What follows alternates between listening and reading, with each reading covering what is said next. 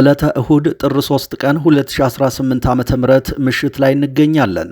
ሰላም ጤና ይስጥልን። በመላው የዓለም ክፍል የምትገኙ ክቡራትና ክቡራን የኢትዮስ ሚዲያ ቤተሰቦች እንደምን አመሻችሁ። ከተለያዩ ታማኝ የመረጃ ምንጮቻችን የደረሱንን አሁናዊ ሰበር ዜናዎች ይዘን ቀርበናል። በቅድሚያም ዋና ዋናዎቹን እናስተዋውቃችሁ። በአማራ ምድር በአገዛዙ ጦርና በፋኖ ኃይሎች መካከል የሚደረገው የፊት ለፊት ውጊያ ዛሬም ተባብሶ ቀጥሏል። በጎጃም ደብረ ማርቆስ ከተማ ደግሞ ያገዛዙ የጦር መሪዎች ላይ ያነጣጠረ ጥቃት ተፈጽሟል። በተመሳሳይ በጎንደር ቀጠና ዛሬ ጥር 3 ቀን 2018 ዓ.ም ከባድ የተባለ የፋኖ ጥቃት ተፈጽሟል። ጥቃቱ የተፈጸመው የደፈጣ ውጊያ ስፔሻሊስት በሆኑ የፋኖ ኃይሎች ሲሆን በዚህ መብረቃዊ ጥቃት ያልታሰበ ከባድ ጉዳት በአገዛዙ ጦር ላይ ደርሷል። ይህ በእንዲህ እንዳለ ምኒልክ ዕዝ ለወራት ያሰለጠናቸውን ልዩ ተወርዋሪ ኮማንዶ ፋኖችን በዛሬው ዕለት አስመርቋል። በዝርዝር መረጃውን የምትሰሙት ይሆናል።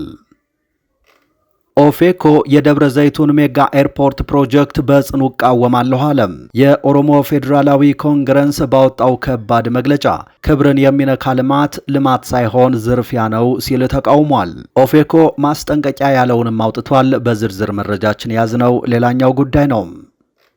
በአማራ ክልል ደቡብ ወሎ ዞን ለገሂዳ ወረዳ የተፈጥሮ ነዳጅ በራሱ ኃይል ወደ መሬት ገንፍሎ መፍሰሱን የዞኑ ማዕድን መምሪያ አረጋግጧል። ነዳጁ በወረኢሉ ለገሂዳና ከለላ ወረዳዎች እንደሚገኝ ለማረጋገጥ ተችሏል። ይህንን ነዳጅ አውጥቶ መጠቀም ለምን አልተቻለም? በጉዳዩ ላይ ዕውቀት ያላቸው ሰዎችና ተመራማሪዎች መረጃና ትንታኔ ሰጠውበታል። የምታደምጡት ይሆናል። የወልቃይት ጠገዴ ሰቲት ሁመራ ዞን 2 ግብረሰናይ ድርጅቶችን ከዞኑ ለቀው እንዲወጡ በአስቸኳይ ማዘዙ ተሰማ። ግብረሰናይ ድርጅቶቹ የፈጸሙት ጥፋት ፈርመው ከገቡበት የሰብአዊነት ድጋፍ ውጪ የህወሓትን ተልዕኮ በስውር እየፈጸሙ በመገኘታቸውና በህገወጥ የህፃናት ዝውውር በመሳተፋቸው ነው ተብሏል። ከነ ኮሎኔል ደመቀ ዘውዱ በኩል የተሰጠውን ይህንን ማስጠንቀቂያ እንመለከተዋለን። ሩሲያ የሰይጣን ፈረስ የተባለውን ከባድ መሳሪያዋን መተኮሷ ተነገረ። የሩሲያ መከላከያ ሚኒስቴር የሰይጣን ፈረሱን ኦሬሽኒክን እስከ መጠቀም ያደረሰውን ድብደባ ኢላማዎች ዝርዝር ባያብራራም ማህበራዊ ሚዲያ ላይ በስፋት የተሰራጩ የሳተላይት ቪዲዮዎች እንዳሳዩት ግን ምዕራባዊቷ የዩክሬን ላኪቭ ከተማ ነዳለች። ይህንን አስፈሪ ድብደባ ተከትሎ ምዕራባውያን በፍርሃት ተርደዋል። በዝርዝር ትሰሙታላችሁ። የተወደዳችሁ የኢትዮስ ሚዲያ ቤተሰቦች ከኛ ጋር ከቆያችሁ እነዚህንና ሌሎችንም መረጃዎች ይዘናል። በየቀኑና በየሰዓቱ የምንለቃቸው አዳዲስ መረጃዎች በፍጥነት እንዲደርሷችሁ ቻናሉን ሰብስክራይብ፣ ቪዲዮውን ላይክ እና ሼር በማድረግ እስከ መጨረሻው ተከታተሉን። መልካም ቆይታ። በአማራ ምድር በአገዛዙ ጦርና በፋኖ ኃይሎች መካከል የሚደረገው የፊት ለፊትና የጨበጣ ውጊያ ዛሬም ተባብሶ ቀጥሏል። በጎንደር ቀጠና የተራራው ራስ ጉና ክፍለ ጦር ዛሬ ባደረገው ተጋድሎ ድል ቀንቶኛል ብሏል። ዛሬ ጥር 3 ቀን 2018 ዓ.ም ከክምር ድንጋይ ተነስቶ እንቅስቃሴ ላይ የነበረ የአገዛዙ ኃይል ላይ በተወሰደ ኦፕሬሽን የፖሊስ አዛዡን ጨምሮ ከ7 በላይ የአገዛዙ ጦር አባላት ወድቀዋል። ኦፕሬሽኑ በክፍለ ጦሩ ምክትል ወታደራዊ አዛዥ አርበኛ ተመስገን የተመራ ሲሆን በውስን የፋኖ ቃኝ አባላት የአገዛዙ ጦር ከፍተኛ ኪሳራ እንዲያስተናግድ ተደርጓል። የደፈጣ ውጊያ ስፔሻሊስቱ አርበኛ ተመስገን አብርሃምና ጓዶቹ ከጠዋቱ 3 ሰዓት ተኩል እስከ ረፋድ 4 ሰዓት ከ45 ድረስ ያለማቋረጥ በአገዛዙ ጦር ላይ መብረቃዊ ጥቃት ከፍተው ከፍተኛ ኪሳራ እንዲደርስበት አድርገዋል ነው የተባለው። በሌላ በኩል ምኒልክ ዕዝ ለወራት የሰለጠኑ ልዩ ኮማንዶ ፋኖችን በዛሬው ዕለት አስመርቋል። ከፍተኛ የዕዙ አመራሮችም የተጀመረውን የትጥቅ ትግል ከግብ ለማድረስና የአማራን ሕዝብ ህልውና ለማረጋገጥ ብሎም ቀጣይነት ያለው ነጻነት ለማጎናጸፍ በጽናትና ቁርጠኝነት መታገል ብቸኛ አማራጭ መሆኑን ለተመራቂዎች አስገንዝበዋል። የፋኖ ተጋድሎ በጎጃም ግንባርም ተጠናክሮ ሲቀጥል ፋኖ በሌሊት ደብረ ማርቆስ ከተማ በመግባት ታሪክ ሰርቷል። የ206ኛ ኮር የፋኖ አባላት ከሌሊቱ 7 ሰዓት ከ45 ላይ በደብረ ማርቆስ ከተማ በፈጸሙት የቦምብ ጥቃት ከ8 በላይ ያገዛዙ የሰራዊት አባላት ተገድለዋል። በጥቃቱ ከመሃል አደባባይ ወደ ውሃጋን ስትከንፍ የነበረች የፓትሮል ተሽከርካሪም ጋይታለች ነው የተባለው። በተመሳሳይ በጎዛምን ጤና ጽሕፈት ቤት በመሸጉ ያገዛዙ ሚሊሻዎች ላይ በተፈጸመ ተጨማሪ የቦምብ ጥቃት አንድ የፖሊስ ጠርናፊን ጨምሮ ከ3 በላይ ያገዛዙ ሰዎች መገደላቸው ተሰምቷል። ሶስተኛው ጥቃት ያነጣጠረው በደብረ ማርቆስ ከተማ የመርማሪ ፖሊስ በሆነው ታረቀኝ ስንሻው ቤት ላይ ሲሆን ንጹሃንን እያደነ ሲያሰቃይ ነበር በተባለው በዚህ የፖሊስ መርማሪ ቤት ላይ በተፈጸመው በዚህ ጥቃት መርማሪ ፖሊሱ ከባድ ቁስለኛ ሆኖ እያጣጣረ ይገኛል ነው የተባለው። በዛሬው ከባድ ጥቃት የተደናገጠው አገዛዙ የከተማዋን ወጣቶች በገፍ እያፈሰ ወደ ማጎሪያ እያጋዘ መዋሉን ከከተማዋ የወጡ መረጃዎች አመልክተዋል። በአማራ ክልል ደቡብ ወሎ ዞን ለገሄዳ ወረዳ የተፈጥሮ ነዳጅ በራሱ ኃይል ወደ መሬት ገንፍሎ መፍሰሱን የዞኑ ማዕድን መምሪያ አረጋግጧል። ታዲያ ይህንን ነዳጅ ለምን መጠቀም አልተቻለም? ትልቁ ችግር የተፈጥሮ ነዳጁ የሚከማችበት የአለት አይነት በቅልጥ አለት ተሸፍኗል። ያ ደግሞ የተፈጥሮ ነዳጁን ሙሉ በሙሉ ወደ ላይ እንዳይወጣ ያደርገዋል በማለት ፕሮፌሰር ደረጀ አያሌው ተናግረዋል። ነዳጁ በወረኢሉ ለገሂዳና ከለላ ወረዳዎች እንደሚገኝ ለማረጋገጥ ተችሏል። ነዳጁን ለማውጣት ከፍተኛ ቴክኖሎጂና የጂኦሎጂ ባለሙያ እንደሚያስፈልግም ተነግሯል። ነዳጁን አውጥቶ ለመጠቀም ምን አይነት ቴክኖሎጂ ነው የሚያስፈልገው? በቀጣይ ምንስ መደረግ አለበት? በሚል ረዳት ፕሮፌሰር ደረጃ አያሌው ተጠይቀዋል። ተመራማሪና መምህሩ እንዳሉት ነዳጁ ወጥቷል። በእርግጥ ከዚህ በፊትም ነበር፣ ግን አንዳንዴ ጎላ ብሎ ይፈሳል፣ አንዳንዴ ይጠፋል። የወጣው የተፈጥሮ ነዳጅ ፍሳሽ የሚያሳየው በአካባቢው ድፍድፍ ዘይት እንዳለ ነው። ነገር ግን ትልቁ ችግር የተፈጥሮ ነዳጁ የሚከማችበት የአለት አይነት በቅልጥ አለት ተሸፍኗል። ያ ደግሞ የተፈጥሮ ነዳጁን ሙሉ በሙሉ ወደ ላይ እንዳይወጣ ያደርገዋል ብለዋል። ምክንያቱም በውስጡ ሰፊ ቀዳዳዎች ስለሌሉ ነው። እናም ትልቁ ነዳጅ በቅልጥ አለት ስለተሸፈነ ያን የግድ ቆፍሮ ማግኘት ያስፈልጋል ብለዋል። ትልቁ ችግር እሱን ቆፍሮ የተፈጥሮ ነዳጁ የተከማቸበትን አካባቢ የአለት አይነት ማግኘት ነው እንጂ ሌላም ሀገር እንደተለመደው ቆፍሮ ማውጣት ይቻላል፣ ቀላል ነው ብለዋል። እኛ ጋር ልዩነቱ ነዳጅ የሚፈጥረውና የሚያከማቸው የአለት አይነት በቅልጥ አለት የተሸፈነ ስለሆነ ነው። ግን ደግሞ በተፈጥሮ አነስተኛ እፍታ ስላለው ወደ ላይ በመጠኑ ይወጣል። በአካባቢው ብዙ ጊዜ ሲወጣ የሚታየው ነዳጅ በቀለጠው አለት ውስጥ ነው የሚፈሰው። ያ የሆነው የተሰነጣጠቀ አለት ስላለ ነዳጁ የተወሰነ በዚያ ውስጥ ስለሚፈስ ነው ብለዋል። አዲስ አበባ ዩኒቨርሲቲ ከዚህ በፊት በዚህ ጉዳይ ላይ ጥናት ሰርቶ እንደነበርም ተነግሯል። የጥናቱ ውጤት ምንድነው? የተፈጥሮ ነዳጁስ ምን ያህል ቦታ ይሸፍናል? በሚል ለቀረበው ጥያቄ በተለያየ ጊዜ መጠናቱን አስረድተዋል። በምን ያህል ርቀት ላይ ይገኛል፣ መጠኑ ምን ያህል ነው የሚለው በእርግጥ ብዙ ዝርዝር ጥናቶች አሉ። ትልቁና ዋናው ቁልፍ ችግር የተፈጥሮ ነዳጁን አከማችቶ የሚይዘው አለት በቅልጥ አለት መሸፈኑ ነው። ብዙ ነገሮችን በትክክል እንዳናውቅ ያደረገውም እሱ ነው ብለዋል። በትንሹ ከ1 ኪሎ ሜትር የማያንስ ቅልጥ አለት ነው የሸፈነው በማለትም አክለዋል። የወልቃይት ጠገዴ ሰቲት ሁመራ ዞን 2 ግብረሰናይ ድርጅቶችን ከዞኑ ለቀው እንዲወጡ በአስቸኳይ አዘዘ። ፈርመው ከገቡበት የሰብአዊነት ድጋፍ ውጪ የህወሓትን ተልዕኮ በስውር እየፈጸሙ በመገኘታቸውና በህገወጥ የህፃናት ዝውውር በመሳተፋቸው ነው ተብሏል። ግብረሰናይ ድርጅቶቹ ኢንተርናሽናል ሜዲካል ኮርፕስ IMC እና ኖርዌጂያን ሪፊውጂ ካውንስል NRC ሲሆኑ እነ ኮሎኔል ደመቀ ዘውዱ እነዚህ ድርጅቶች በአስቸኳይ አካባቢውን ለቀው እንዲወጡ ማስጠንቀቂያ ሰጥተዋቸዋል ነው የተባለው።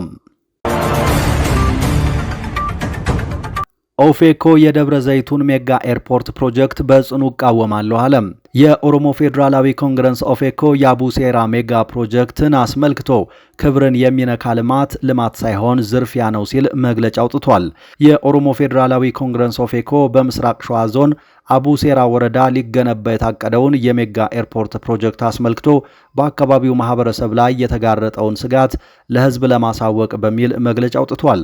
ኦፌኮ በመግለጫው ባለፉት 3 ዓመታት የሸገር ከተማ ምስረታንና የአዲስ አበባ ኮሪደር ልማትን ተከትሎ የተከሰተውን ህገወጥ የመፈናቀል ማዕበል በተመለከተ ተከታታይ ማስጠንቀቂያዎችን ሲሰጥ መቆየቱን አስታውሶ ይሁንና አሁን በአቡሴራ የደብረ ዘይት ዓለም አቀፍ አየር ማረፊያ የተፈጠረው ሁኔታ ችግሩ ወደ አደገኛና የከፋ ደረጃ መሸጋገሩን ያሳያል ሲል ማስታወቁን ኢትዮጵያን ቢዝነስ ቪው ዘግቧል።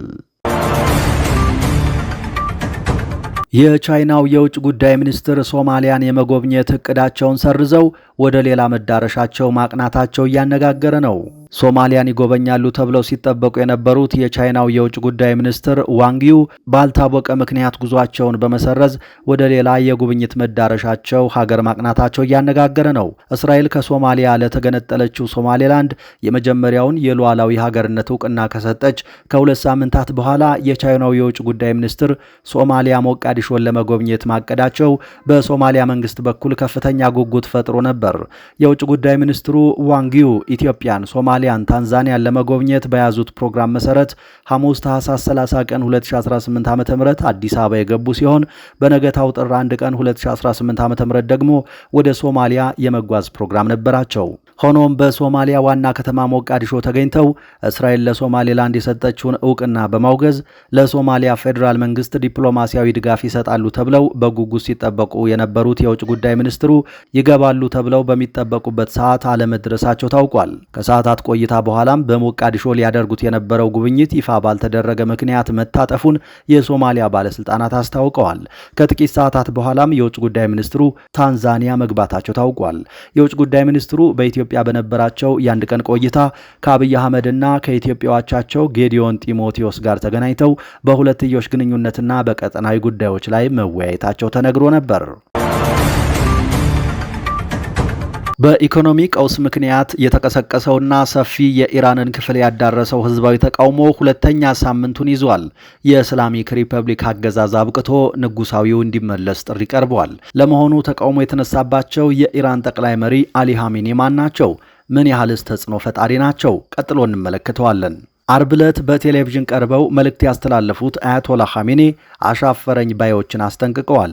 ተቃዋሚዎቹ አያቶላህ ከስልጣን እንዲወርዱና በህዝባዊ አብዮት የመጣው እስላሚክ ሪፐብሊክ አገዛዝ እንዲያበቃ ጠይቀዋል። ተቃዋሚዎቹ አያቶላህ ከስልጣን እንዲወርዱና በህዝባዊ አብዮት የመጣው እስላሚክ ሪፐብሊክ አገዛዝ እንዲያበቃ ይጠይቃሉ። አያቶላህ አሊ ኻሜኒ እንደ አውሮፓውያን አቆጣጠር በ1979 ከተካሄደው የኢራን አብዮት በኋላ ሁለተኛው የሀገሪቱ የበላይ መሪ ሲሆኑ ከ1989 ጀምሮ በበላይ መሪነት ስፍራ ላይ ይገኛሉ። ወጣት ኢራናውያን ያለ እርሳቸው አመራር ህይወትን አያውቋትም። ኻሜኒ ሽኩቻ በበዛበት የኃይል ማዕከል ላይ ተቀምጠዋል። ማንኛውንም የህዝብ ፖሊሲ ጉዳይ ውድቅ ማድረግ እንዲሁም መሾምና የመሻር ስልጣን አላቸው። ኻሜኒ የኃያሉ የኢራን እስላማዊ አብዮታዊ ዘብ ጓድን የሚያጠቃልል ጦር ኃይል ዋና አዛዥና የሀገሪቱ መሪ እንደመሆናቸው ስልጣናቸው ቀላል አይደለም። ኻሜኒ በአውሮፓውያኑ 1939 በኢራን በሁለተኛዋ ትልቅ ከተማ ማሻሃድ ነው የተወለዱት። በሃይማኖተኛ ቤተሰብ ውስጥ ከተወለዱት 8 ልጆች መካከል ሁለተኛ ልጅ የሆኑት የኻሜኒ አባት በኢራን ዋነኛው የእስልምና ቅርንጫፍ የሆነው የሺአ እስልምና በመካከለኛ ደረጃ የነበሩ የሃይማኖት መምህር ነበሩ። የህፃኑ ኻሜኒ አብዛኛው የትምህርት ጊዜ ቁርአንን በማጥናት የተሸፈነ ነበር። በ11 ዓመታቸውም የሃይማኖት መምህር ለመሆን በቅተዋል። ነገር ግን በጊዜው እንደነበሩት ብዙዎቹ የሃይማኖት መሪዎች ሁሉ ስራው ከመንፈሳዊ ባልተናነሰ መልኩ ፖለቲካዊም ነበር። አንደበተ ርቱዕ የነበሩት ኻሜኒ በኢራን እስላማዊ አብዮት ከስልጣን የተወገዱት የኢራን ንጉስ ሻህ ተቺዎችን ተቀላቀሉ። ለዓመታትም በእስር ቤት አሳልፈዋል። ከ6 ጊዜ በላይ በኢራን ንጉሳዊ የሚስጥር ፖሊስ ተይዘው ለሲቃይና አካባቢያቸውን ትተው እንዲሰደዱ ተገደዋል።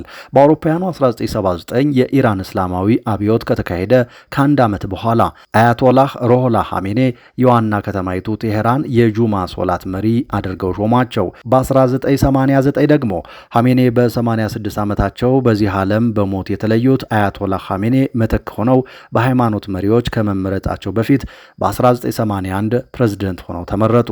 እንዲህ ያለ የኢራን መሪነታቸው ዛሬ ላይ ደርሶ አሁን ደግሞ ከባድ ተቃውሞ ተነስቶባቸዋል። በደቡብ አፍሪካው የብሪክስ የባህር ኃይል ልምምድ ኢትዮጵያ የተሳተፈችው በታዛቢነት ብቻ ነው ተባለ። የብልጽግናው ሰዎች ከዓለም አቀፍ ሀያላን ሀገራት ጋር የባህር ላይ የጦር ልምምድ ልናደርግ ነው ሲሉ በሰበር ዜና ሲያስነግሩ ሰንብተዋል። ታዲያ ታዛቢ ናችሁ መባላቸውን ተከትሎ በሞቅታው ላይ ውሃ ተቸልሶበታል ተብሏል። ዊል ፎር ፒስ 2026 የሚል መጠሪያ የተሰጠው የብሪክስ አባል ሀገራት የባህር ኃይል ልምምድ በይፋ ተጀምሯል። ይህ ልምምድ ለአንድ ሳምንት የሚቆይ ሲሆን በመክፈቻው ላይ የደቡብ አፍሪካ የጋራ ግብረ ኃይል ዋና አዛዥ ካፒቴን ንዋኩሉ ቶስማ ባደረጉት ንግግር ልምምዱ በቻይና እንደሚመራ አስታውቀዋል። ጨምረውም ይህ ልምምድ በብሪክስ ውስጥ ከሚደረጉ ወታደራዊ ልምምዶችና መግለጫዎች የበለጠ ነው፣ ምክንያቱም እኛ በብሪክስ ውስጥ የተሰባሰብን ሀገራት በጋራ ለመስራት ያለንን ቁርጠኝነት የሚያሳይም ጭምር ነው ብለዋል። የብሪክስ መስራች ሀገራት ብራዚል፣ ሩሲያ፣ ህንድ፣ ቻይናና ደቡብ አፍሪካ ሲሆኑ በኋላ ላይ ግብፅ፣ ኢትዮጵያ፣ ኢራን፣ ሳውዲ አረቢያና ዩናይትድ አረብ ኤሚሬትስ ስብስቡን መቀላቀላቸው ይታወሳል። እንዲሁም በቅርቡ ኢንዶኔዥያ ወደዚህ ቡድን መግባቱ አይዘነጋም። ዛሬ በደቡብ አፍሪካ ባህር ላይ ለተጀመረው ልምምድ ቻይናና ኢራን ዲስትሮየር የተባሉ የጦር መርከቦችን የላኩ ሲሆን ሩሲያና ዩናይትድ አረብ ኤሚሬትስ ደግሞ ኮርቬት የተባሉ ጀልባዎችን አሳትፈዋል። አስተናጋጇ ደቡብ አፍሪካ በበኩሏ ፍሪጌት የተሰኙ የጦር መርከቦችን ልምምድ ውስጥ ያካተተች ሲሆን ሌሎቹ የብሪክስ አባል ሀገራት የባህር ኃይል ባልደረቦቻቸውን ወደ ስፍራው ልከው እየተለማመዱ ይገኛሉ። ሮይተርስ እንደዘገበው በልምምዱ ላይ በታዛቢነት እንዲገኙ የተደረጉት ኢትዮጵያ፣ ግብፅ፣ ብራዚልና ኢንዶኔዥያ ብቻ ናቸው። የተወደዳችሁ አድማጭ ተመልካቾቻችን ከኢትዮስ ሚዲያ ለዚህ ሰዓት ያዝናቸው አዳዲስ መረጃዎች እነዚህ ነበሩ። ነገ በረፋድ የመረጃ ጥንቅራችን ሌሎች አዳዲስ ጉዳዮችን ይዘን እንጠብቃችኋለን። እስከዛው በያላችሁበት ሰላም ጊዜ ተመኘን።